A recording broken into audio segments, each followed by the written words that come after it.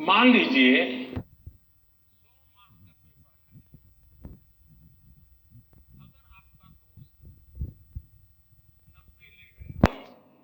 तो क्या आपके लिए 10 मार्क बचा है क्या? आपके लिए 10 मार्क बचा है क्या? आपके लिए भी तो 100 है ना? तो आपको उससे स्पर्धा नहीं करनी है, खुद से करनी है। खुद से करनी है कि वो 100 में से 90 लाया, मैं 100 में से कितना लाऊं। उससे द्वेष करने की जरूरत ही नहीं है। एक्चुअली तो वो आपके लिए इंस्पिरेशन बन सकता है। और अगर यही मानसिकता रहेगी तो क्या करेंगे आप? अपने से तेज तर्रार व्यक्ति को दोस्ती नहीं बनाएंगे। आप ऐसे जिसकी कुछ चलती नहीं बाजार में उसी को दोस्त बनाएंगे और खुद बड़े ठेकेदार बन के घूमते रहोगे। सचमुच में तो हमसे प्रतिभावान दोस्त ढूंढने चाहिए हमें। जितने ज्यादा प्रतिभावान दोस्त मिलते हैं उतना हमारा भी तो काम बढ़ता है, हमारा स्पिरिट भी तो बढ़ता है। और इसलिए कभी भी हमने इस प्रकार के का ईर्ष्या भाव कतई ही अपने मन में नहीं आने देना चाहिए। और तीसरा, मां बाप के लिए भी बहुत बड़ा चिंता का विषय है।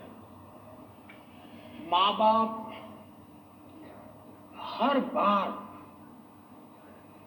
अपने बच्चों को कोसते रहे, देख तू खेलता रहता है, देख वो किताबें पढ़ता है, तू ये करता रहता है, देख वो पढ़ता है। यानी वो भी हमेशा उसी का उदाहरण देते हैं।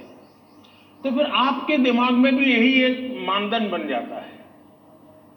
कृपा करके मां बाप इन चीजों से बचे। कभी कभी तो मैंने देखा है कि जो मां बाप अपने जीवन में ज्यादा सफल नहीं हुए हैं, जिनको अपने पराक्रम, अपनी सफलताएं, अपनी सिद्धियों के विषय में दुनिया को कुछ कहने को नहीं है, बताने को नहीं है, तो वे अपने बच्चों का रिपोर्ट कार्ड ही अपना विजिटिंग कार्ड बना देते हैं। किसी को मिलेंगे, अपने बच्चे की कथा सुनाएंगे।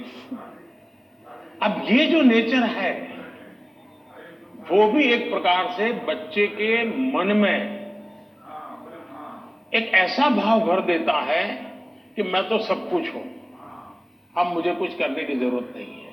वो भी बहुत नुकसान करता है। सचमुच में तो हमें अपने दोस्त में से ईर्ष्या भाव के बजाय उसके सामर्थ्य को ढूंढने का प्रयास करना चाहिए।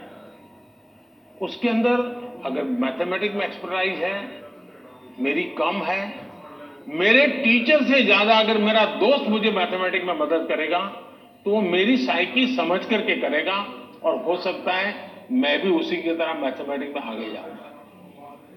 वो अगर लैंग्वेज में वीक है और मैं लैंग्वेज में मजबूत हूं, मैं अगर लैंग्वेज में उसकी मदद करता हूं तो हम दोनों को एक दूसरे की ताकत जोड़ेगी और हम अधिक सामर्थ्यवान बनेंगे। और इसलिए कृपा करके हम अपने